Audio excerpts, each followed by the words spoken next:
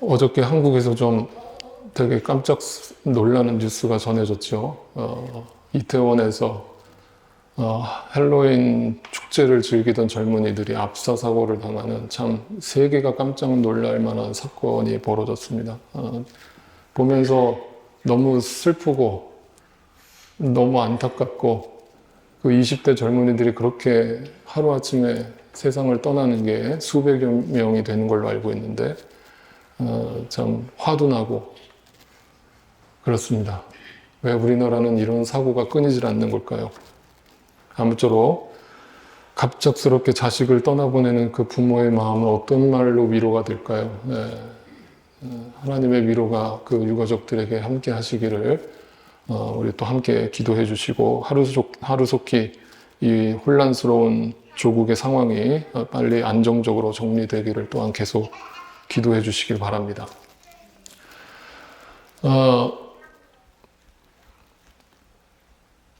오늘 이 고린도전서 9장의 말씀을 이해하려면 어떤 분들에게는 이 말씀이 이해가 안 될 겁니다.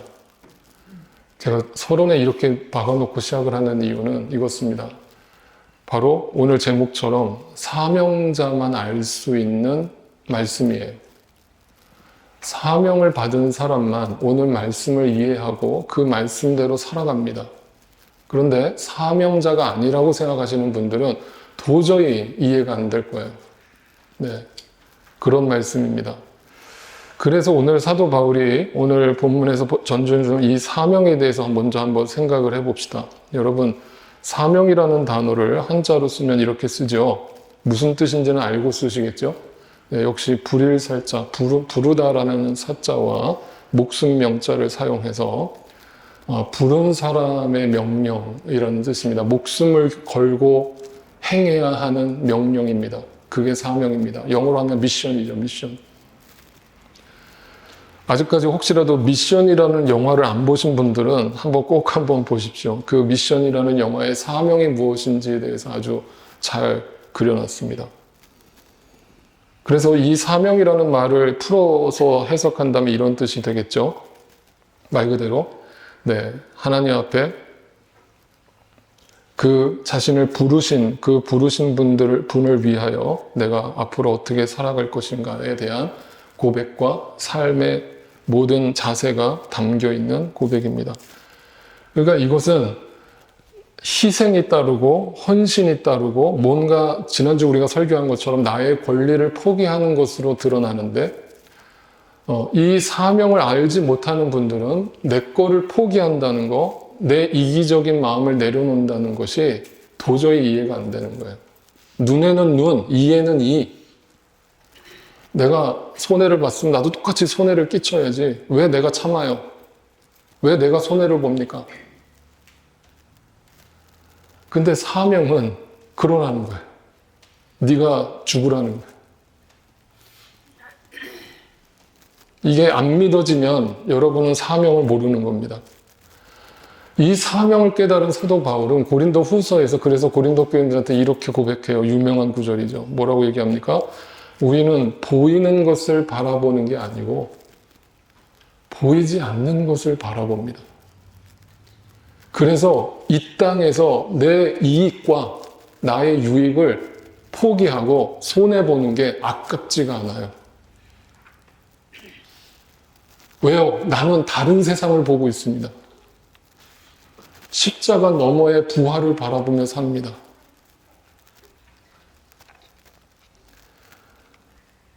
현재 그러면서 뭐라고 또 고백하는지 보세요. 네.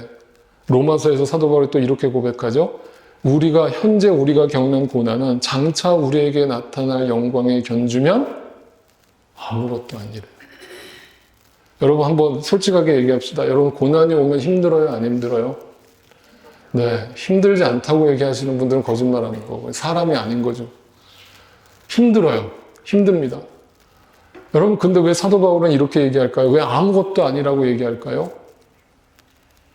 제가 늘 얘기하잖아요. 어떤 가치를 내가 붙들고 있을 때 그 가치를 버리려면 어떻게 버려요? 내가 버려야지 하면 버려져요? 아니요, 절대. 그 가치라는 건 내가 소중하다고 생각해서 들고 있는 거 아니에요? 그 가치를 버리는 방법은 한 가지예요. 내가 알고 있는 가치보다 더 큰 가치를 보면 버려요. 내가 지금 10불의 가치를 손에 들고서, 나 10불 갖고 있다, 나 부자다, 이러고 있는데, 갑자기 내 눈에 100불이 보였어요. 그러면 10불을 포기해요, 안 해요? 10불도 갖고 100불도 갖는다고요? 네. 네. 그렇죠. 제가 너무 순진했죠. 네. 10불의 가치를 버리고 100불의 가치를 가지려고 하는 게 정상이잖아요. 왜? 이거보다 더 큰 가치를 본 거예요. 다시 말하면 고난이 아무것도 아니라고 고백하는 것은 그거보다 더 큰 가치를 본 거예요. 그걸 봤기 때문에, 그걸 믿어졌기 때문에, 그게 내 마음속에 확신으로 왔기 때문에 내 삶의 자세와 가치관과 내 모든 삶의 목적이 바뀌는 거예요.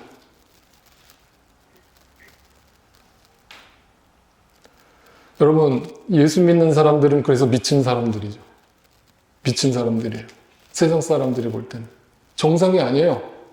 어떻게 저렇게 살지? 여러분, 우리 윤장로님도 지금 암투병 계속 몇 년째 하고 계십니다만, 제가 윤장로님 물론 가정에서는 어떤지 모르겠습니다. 교회에서 오셨을 때 얼굴 찌그리고 인상 쓰시는 거 제가 한 번도 본 적이 없어요. 본인 몸이 얼마나 괴로우시겠어요. 예? 식사 남들은 막 맛있는 거 먹는데 본인은 음식 조절해야 되니까 얼마나 괴롭겠어요. 얼굴 찡그리는 걸 제가 본 적이 없어요. 여러분, 지금 저기 애틀랜타에 내려가 있는 은정자매, 제가 지난주에 주중에 연락이 왔어요. 목사님, 저희 잘 지내고 있어요. 다행히 이제 다 이제 깨끗이 나아서 후유증 없이 이제 완쾌가 됐는데, 저는 은정자매 생각할 때마다 얼마나 그 절망적이에요. 30대의 나이에 갑자기 암을 선고받고, 아직 지금 자식이 있는데, 어린데. 근데 제가 그때 한참 암투병 할 때 위로하려고 저는 전화를 해요. 무슨 말을 해야 되지? 한참 고민하다 전화를 해요. 은정자매 힘들지? 얼마나 힘드냐고. 그럼 목소리 톤이 저보다 톤이 높아요. 그래서 목사님 괜찮아요. 네, 잘 견디고 있어요. 신앙 안에서 잘 이겨내고 있어요. 제 앞에서 연기하는 걸까요? 왜 안 힘들겠어요? 근데 신앙 안에서 보니까 그게 이겨지더라는 거예요. 통과하더라는 거예요. 지난 주간에 저희 동현이 친구가 있어요. 알고 봤더니 그 부모님을 만났는데 그 부모님도 저희랑 같이 목사님 가정이신 거예요. 바로 또 희한하게 저희 집 바로 앞에 사세요. 그래서 아주 가깝게 지내게 됐는데 갑자기 와이프가 저녁에 그 사모님한테 전화를 받더니 깜짝 놀라는 거예요. 근데 저한테 오더니 여보 큰일 났어 그러는 거예요.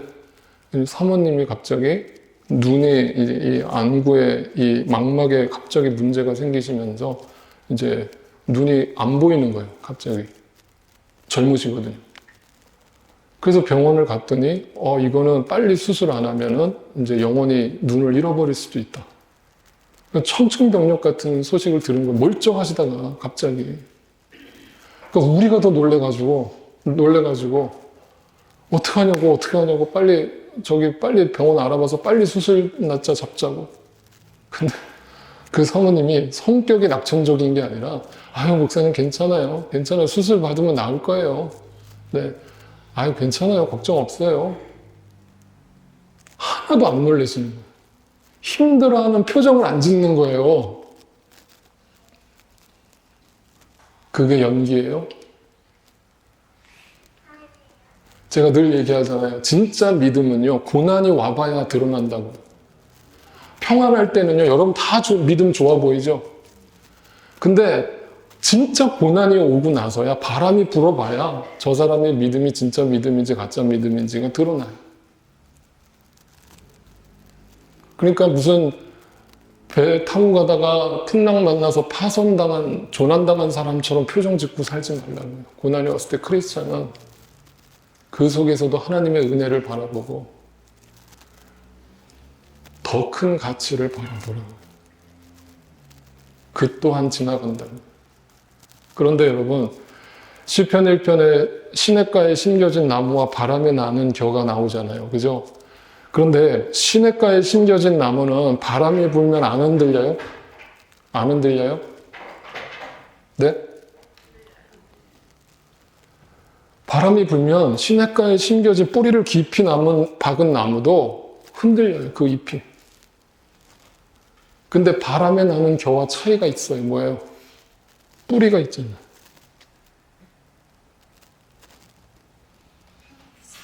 우리의 신앙은 바람에 나는 겨가 되면 안 되고요. 말씀의 뿌리를 내리면요, 흔들려요. 그래도 힘든 건 힘든 거예요. 아픈 건 아픈 거라고요. 그래도 흔들리지 않아요. 중심을 잡고 있어요. 다시 돌아와요. 금방 돌아와요. 기복이 있어요. 업앤다운이 있어요. 예수 잘 믿어도 업앤다운이 있다고요. 좋았다 나빴다 막 할렐루야 천국 갔다 지옥 갔다 막 이게 하루에도 수십 번 반복돼요. 근데 신앙이 성숙해 간다는 건 다른 거 아니에요. 그 갭이 점점 좁아져요. 이 폭이 점점 좁아진다고요. 그리고 우리가 그 예수 그리스도의 장성한 분량까지 우리의 신앙이 성장하면 우리의 신앙은 어느 순간 일정한 수준이 되는 거예요. 죽기 전에 그렇게 되어야 되겠죠. 그런데 그것을 견디지 못하고 그걸 바라보지 못하는 사람들이 있어요. 예수를 잘 믿는다고 생각했는데 그렇지 못한 사람들은 어떻게 하느냐면요. 이렇게 행동합니다. 여러분, 데마라고 하는 제자가 있었죠. 사도 바울과 함께 선교 여행을 다녔던 사람이에요. 근데 충격적인 이야기를 사도 바울이 들려줘요. 그 데마가 떠났대요. 근데 그 근거를 이유를 뭐라고 얘기했냐면 이 세상을 사랑해서 떠났대. 여러분, 데마는요, 사도 바울을 쫓아다니면서 얼마나 열심히 복음을 전하고 얼마나 열심히 교회에 충성하고 봉사했던 사람인지 몰라요.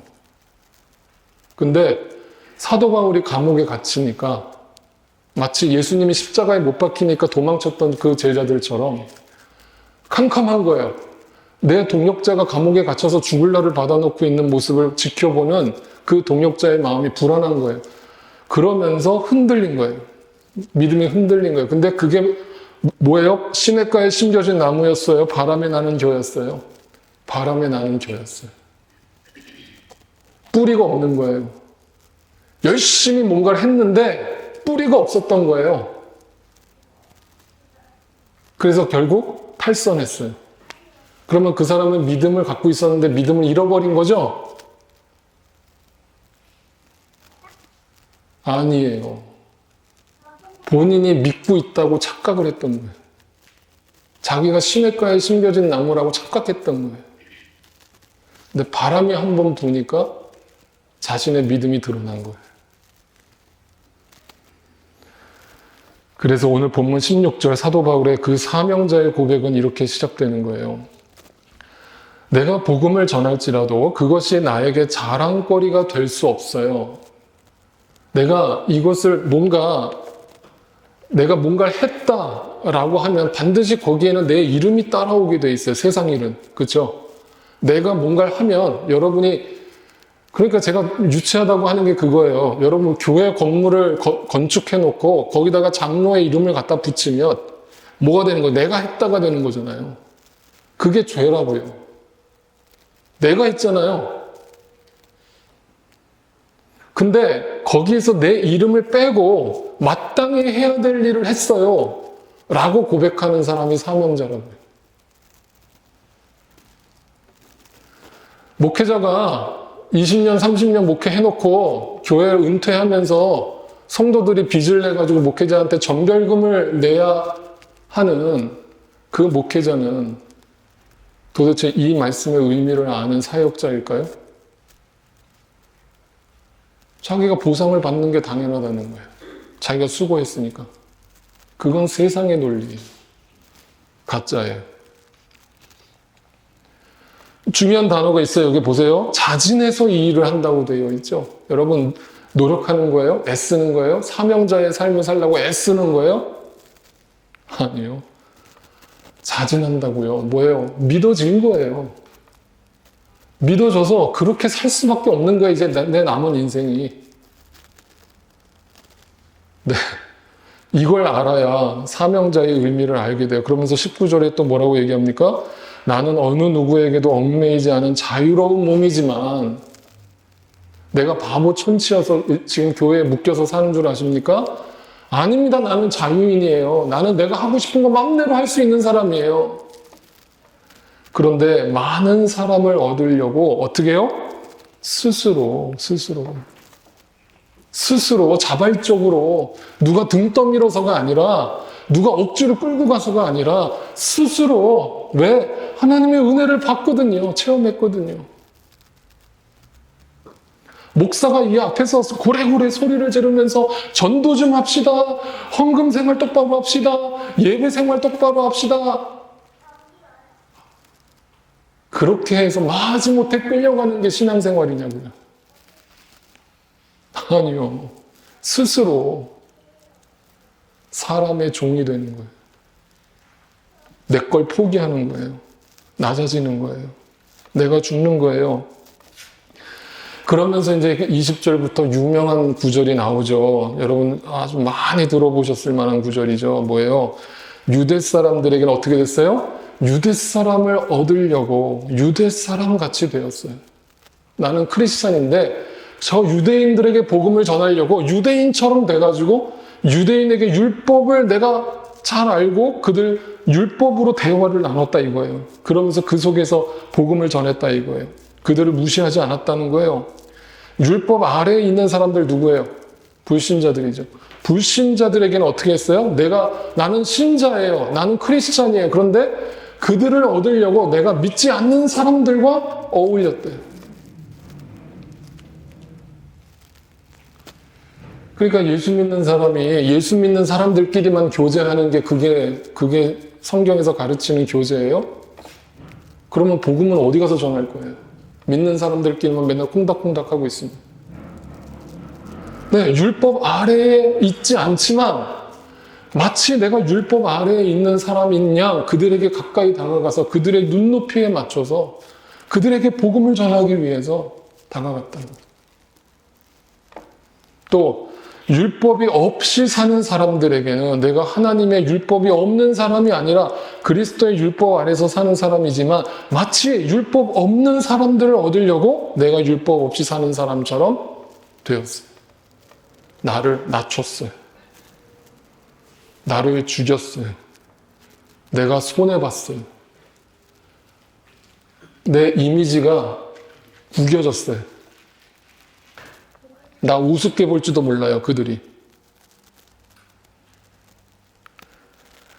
그러면서 믿음이 약한 사람들에게는 약한 사람들을 얻으려고 약한 사람이 되었고, 지난 2주 전에 말씀했던 나는 우상에게 바쳐진 고기 마음껏 먹을 수 있어요. 왜? 우상이란 존재하지 않으니까. 그 고기에 그냥 먹으면 돼요. 감사합니다 하고 먹으면 돼요. 그런데 혹시라도 믿음이 연약한 자가 그걸 보고 시험 들까봐 사도 바울이 뭐라 그래? 나는 죽을 때까지 고기 안 먹겠어.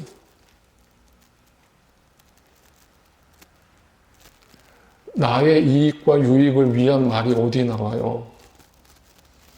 그것은 내가 어떻게 해서든지 뭐예요? 그들 가운데서 몇 사람이라도 구원하려는 것이에요.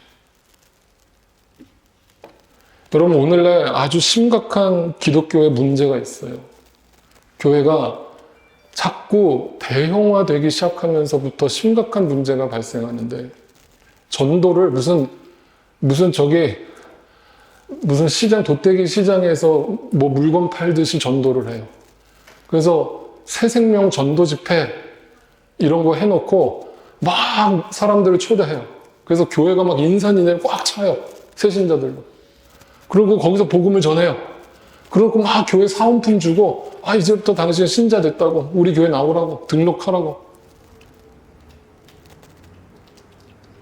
여러분 사도 바울은 전도를 어떻게 해야 되는지를 우리한테 가르쳐 주는 거예요. 뭐예요? 몇 사람이라도 구원하고자 하는 그 마음 뭐예요? 1대1로 어프로치 하는 거예요. 1대1로. 예? 수백 명 모아놓고 한 번 복음 전하고 이제 여러분 다 예수 믿었습니다 하고 하는 게 아니라 1대1로 다가가서 한 사람 한 사람을 얻으려고 그들의 눈높이에 맞춰서 율법이 없으면 율법이 없는 자처럼 내가 돼가지고 그들의 눈높이에 맞춰서 대화를 시도하고 네, 그렇게 신앙생활을 했다는 거예요. 여러분 이 이야기를 좀 더 깊이 들여다보죠. 이건 너무 중요한 얘기입니다. 여러분 산상수훈을 저하고 같이 공부를 하셨죠. 산상수훈 예수님의 첫 번째 설교 마태복음 5장부터 7장까지의 내용입니다. 그 산상설교에 보면 이런 얘기가 나오죠. 아주 유명한 말씀이죠. 오른뺨을 치면 네? 왼뺨을 돌려대요. 그 무슨 뜻으로 해석한다고 그랬어요? 실제로 누가 와서 치면 네? 같이 이렇게 돌려줘요? 그 뜻이 아니라고 그랬죠. 원어 성경에는 왼쪽이라는 단어가 안 나와 있어요. 그 성경을 해석하는 사람들이 오른쪽 뺨을 맞았다고 그러니까 반대쪽이라고 하니까 당연히 왼쪽이겠지 해가지고 의역해가지고 왼쪽이라는 단어를 집어넣은 거예요. 원래 헬라어 원문에는 왼쪽이라는 단어가 없어요. 무슨 뜻인 줄 아세요? 그 말씀이? 오른쪽이라고 하는 것은요, 성경에서 항상 right, righteousness, 정의, 공의, 하나님을 뜻해요. 그래서 항상 하나님은 능력의 오른팔로 역사하시죠. 그죠? 그 실제로 하나님의 오른팔이 있다는 게 아니잖아요. 그죠? 상징적인 거라면 하나님은 영이시잖아요. 하나님의 오른팔 하면은 구원과 능력과 공의와 정의를 나타내는 거예요. 그런데 예수님이 오른팔로 누가 너를 쳤어 이렇게 얘기하는 것은 뭐냐면 당시에 옳다라고 하는 게 뭐예요? 법. 당시에 2000년 전에 법이 뭐예요? 율법이라는 거예요. 율법. 오른팔로 누가 나를 친다는 거는 율법으로 누가 나를 정죄한 거예요. 율법으로 너는 죄인이야 라고 나를 쳤어요. 근데 거기다 대고 너도 죄인이지 하고 삿대질 하라는 게 아니라 다른 쪽으로 돌려주래. 그 다른 쪽이라고 번역되어 있는 단어가 뭐냐면 그 사람에게 없는 거. 그 뒤에 나오는 얘기가 뭐냐면 그게 복음이에요. 예수님을 율법으로 쳤잖아요. 그래서 십자가에 돌아가신 거잖아요. 근데 예수님은 뭐로 돌려준 거예요? 은혜와 사랑으로 돌려줬죠. 주님, 저들을 용서하소서. 저들이 지금 하는 짓을 알지 못하나이다. 예수님이 하나님의 아들이잖아요. 밑에서 로마 군사들이 손가락질 할 때, 침 뱉을 때 하나님 잠깐만요. 잠깐 타임. 나 5분만 시간 주세요. 해가지고 예수님이 갑자기 십자가에서 딱 내려와가지고 야 내가 하나님 아들이 아니야? 하면서 한 대 후려치고 진짜 내가 진짜 속상해 죽겠네 하면서 다시 올라가서 죽으셨어요? 말이 안 되잖아요. 하나님의 아들이 그 인간들의 모욕과 침뱉음을 참아내죠.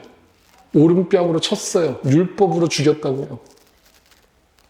다른 걸로 돌려줘요. 은혜와 사랑, 용서로.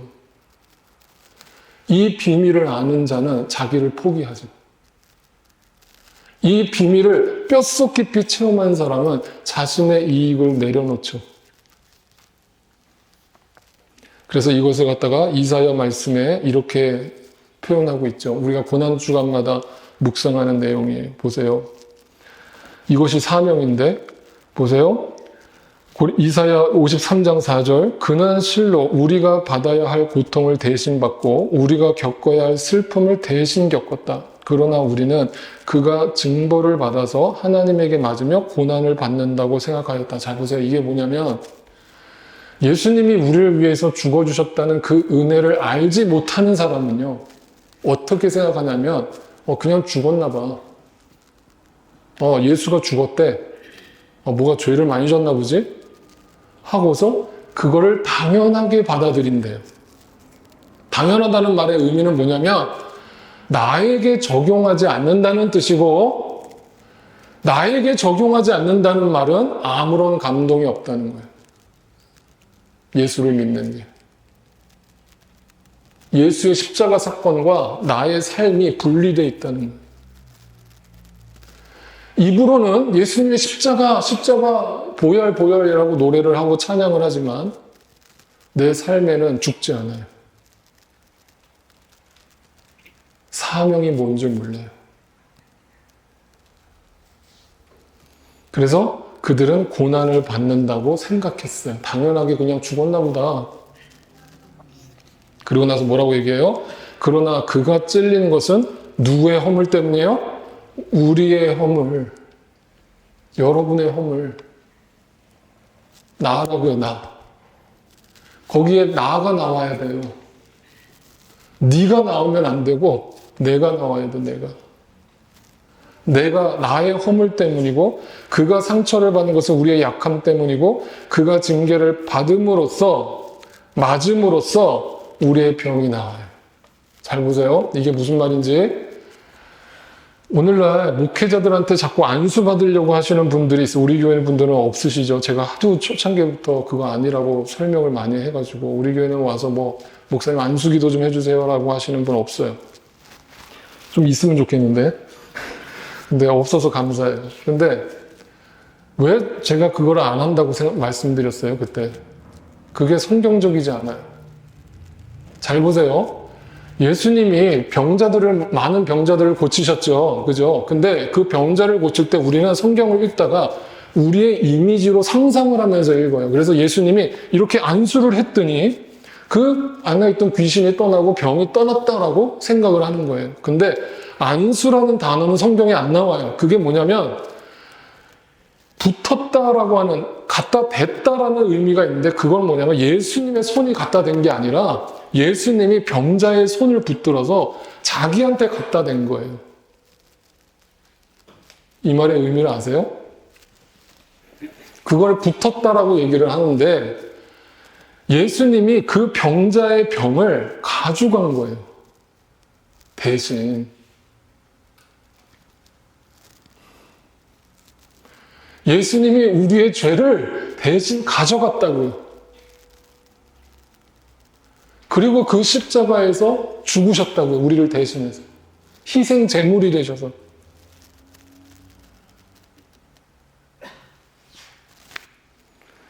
그러니까 여기서 우리가 그가 채찍을 받음으로써 우리의 병이 나았다. 우리의 죄가 속해졌다. 예수님이 그걸 가져가셨다. 우리의 독을 예수님이 다 뽑아내셨다. 여러분, 제가 이렇게 상담할 때 힘든 순간이 종종 와요. 그게 왜 힘드냐면요. 상담은 다른 게 아니라 상담하러 찾아오시는 분들은 대부분 자기 안에 어떤 갈등과 문제와 아픔을 갖고 찾아오시잖아요. 그죠? 그러면 그 안에 슬픔, 분노, 또 자신한테 있던 어떤 그런 복잡한 마음들이 다 뒤섞여 있죠. 감정이 뒤섞여 있다고요. 그러면 상담자가 해주는 역할이 뭔지 아세요? 거기다가 솔루션을 주고 해답을 주는 게 아니에요. 예? 이미 상담을 오기 전에 자기는 답을 다 알고 있어요. 근데 왜 찾아왔어요? 답을 알고 있는데. 왜 찾아왔어요? 내 마음 좀 받아달라는 거예요. 내 마음 좀. 내 마음 좀 알아봐 달라는 거예요. 아무한테도 내 마음을 토로할 데가 없으니까 목사님이라도 좀 제 마음 좀 알아주세요. 그러면 제가 그분의 말을 들을 때 말만 듣는 게 아니에요. 뭐래요? 그분 안에 있던 도끼와 그분 속에 있던 그 상처와 아픔과 그 어둠의 영을 제가 다 흡수하는 거예요. 저한테 다 뱉어버리세요. 저한테 다 뱉어버리세요. 남겨놓지 마세요. 다 쏟아내세요. 그러면 그분이 막 쏟아내요. 1시간이고 2시간이고 3시간이고 다 쏟아내요. 그러면 그분은 자유해져요. 속 시원해요, 목사님. 감사해요. 그 다음부터 저는 아파요. 그거를 일주일에도 몇 번씩 해요. 예수님의 마음이 그거예요. 우리의 도끼를 다 뽑아가시는 거예요. 그걸 받아주고 받아치지 않고 예수님이 그걸 받아냈어요. 그 이유가 뭐예요? 6절에 이렇게 표현하죠.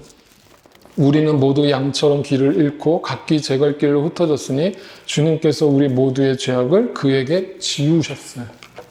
그에게 담당시켰어요. 그분이 다 가져갔어요.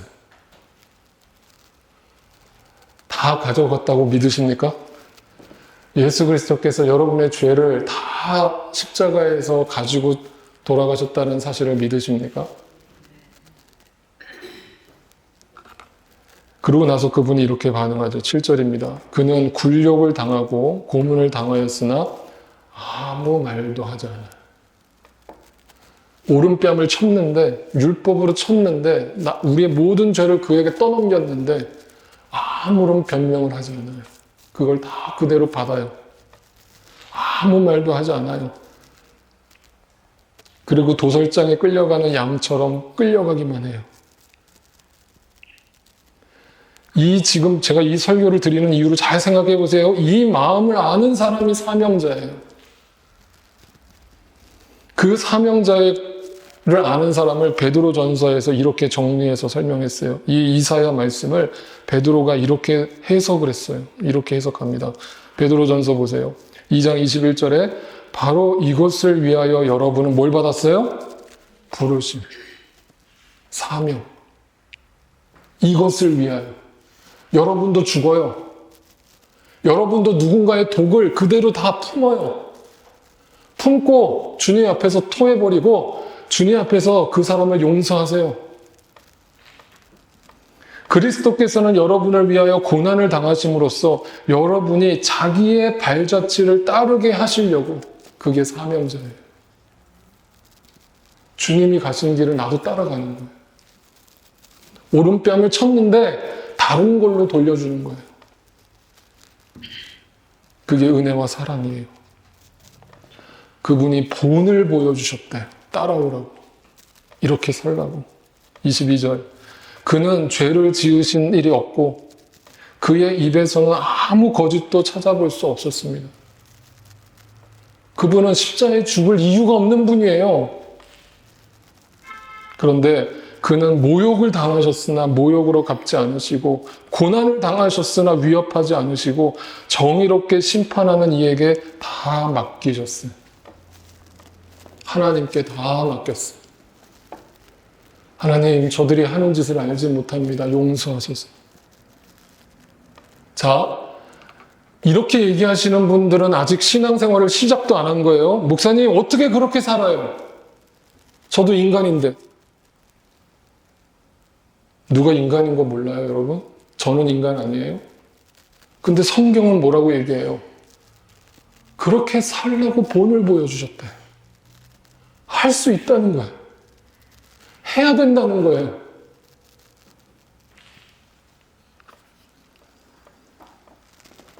그러면서 뭐라고 얘기합니까? 그는 우리의 죄를 자기 몸에 몸소 지시고서 나무에 달리셨습니다. 그것은 우리가 죄에는 죽고 의에는 살게 하시려는 것입니다. 한 영혼을 살리려고 죽으셨다고요. 자기가 대신. 그가 매를 맞아 상함으로 여러분이 나음을 얻었어요.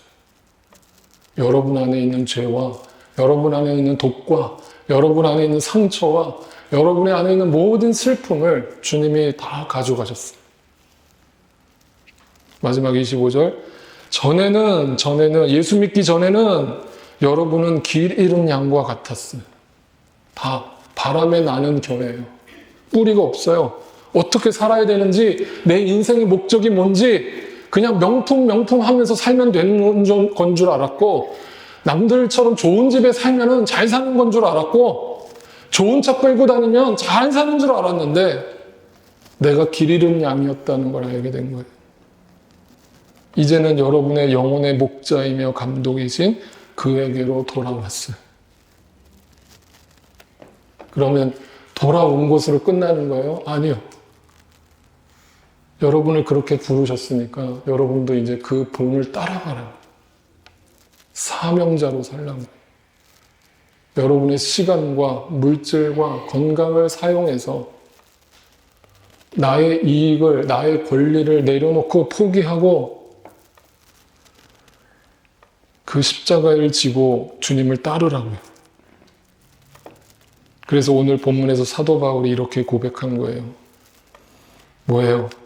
몇 사람이라도 구원하려고 하는 그 마음이 이제 이해가 되죠. 그 마음이 예수의 마음.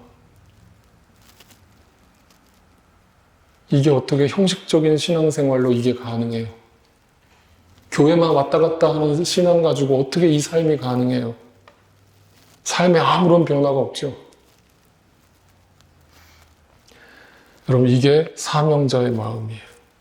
예수 그리스도의 마음이고요. 그들은 보이는 것을 바라보는 게 아니라 보이지 않는 것을 바라보고 있어요. 내 삶에 지금 엄청난 풍랑이 와서 힘들고 괴롭고 죽을 만큼 고통스럽지만 그 고통에 빠지지 않고 조난당한 사람처럼 살지 않고 그 고난 뒤에 계시는 하나님을 바라보면서 나에게 주어진 사명을 계속 이루어가는 거예요. 여러분 생각해 보세요. 여러분 오늘 여기에 어떻게 앉아 있게 계셨어요? 어떻게 이 주일날 황금 같은 시간에, 오후 시간에 여기에 나오셔서 예배를 드리게 되셨어요? 네? 우연이에요? 누군가 여러분에게 이 예수 그리스도의 마음을 가지고 사명자의 마음으로 여러분에게 다가가서 여러분 아무것도 모르던 여러분에게 복음을 전해주고 그리스도의 사랑을 실천해주고 성경을 가르쳐줬기 때문에 몇 사람이라도 구원하려는 그 사명자의 눈길에 여러분이 들었기 때문에 그것이 곧 하나님의 마음이기 때문에 여기에 앉아있게 된 거예요, 우리가. 기적 아닙니까?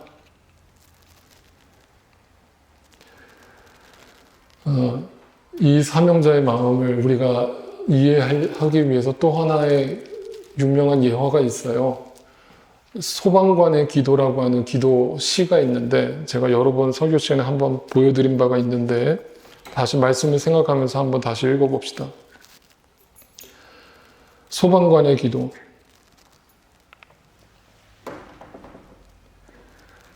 제가 부름을 받을 때는 주님이시여 아무리 강력한 화염 속에서도 한 생명을 구할 수 있는 힘을 주소서.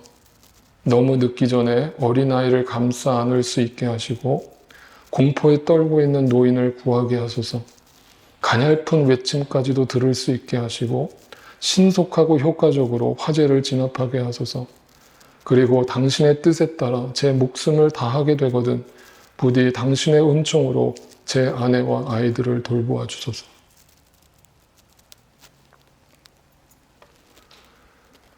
소방관도 사명이죠. 의사도 사명자죠.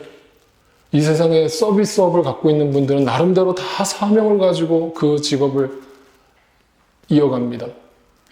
그런데 사실은 순수한 모습으로만 보면은 그분들도 사명자라고 말할 수 있지만 사실은 그들은 직업이기 때문이에요. 그죠? 소방관이라는 직업을 갖고 있기 때문에 당연히 내가 누군가를 위해서 희생하는 것이 당연한 것으로 받아들이는 거예요. 여러분 제가 이 얘기를 왜 드리는가? 세상 직업을 갖고 있는 사람도 이처럼 누군가를 위해서 희생하겠다고 사명감을 불태우는데 예수 그리스도를 믿고 있다는 크리스찬들이 그 사명을 받았다는 사람들이 여전히 내 행복, 내 안위, 내 위로, 나의 만족에만 신경을 쓰면서 하루하루를 살아가고 있다면 과연 그 사람이 정말 사명을 아는 사람일까? 네, 몇 사람이라도 구원하기 위해서 나를 포기하고 나를 죽이는 그 사도 바울의 의미를 그 사람은 알까? 네.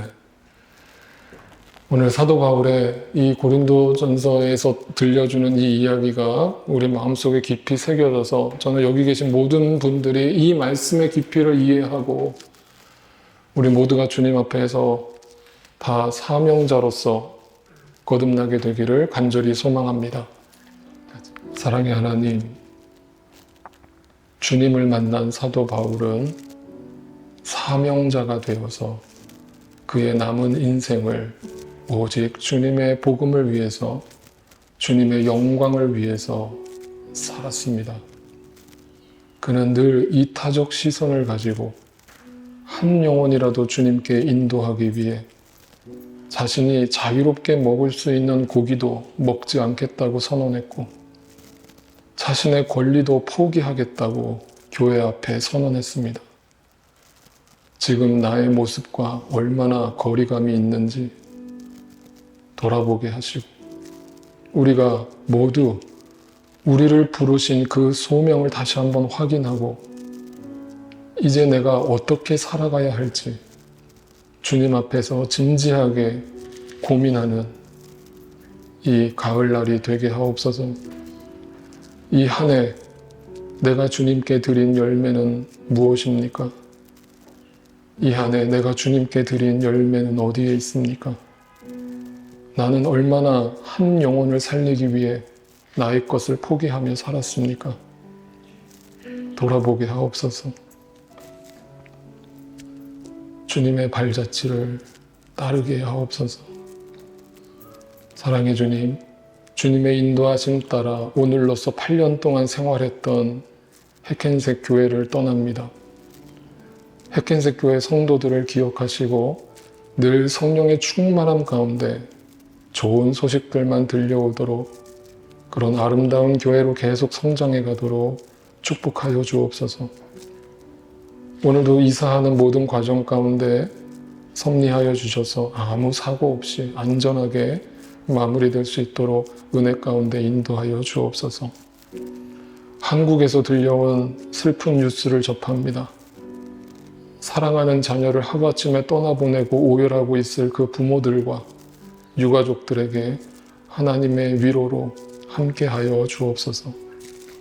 이제는 우리를 죄와 사망 가운데 구원하여 주신 예수 그리스도의 놀라우신 은혜와 하나님 아버지의 그 크신 사랑하심과 성령 하나님의 역사하심과 충만케 하심이 주의 부르심에 순종하여 나에게 주어진 사명을 날마다 가슴에 품고 십자가의 전달자가 되어 살아가기로 다시금 주님 앞에서 간절히 소망하고 결단하는 우리 사랑하는 모든 믿음의 식구들의 삶 가운데 이제로부터 영원토록 함께 하옵시기를 간절히 축원하옵나이다.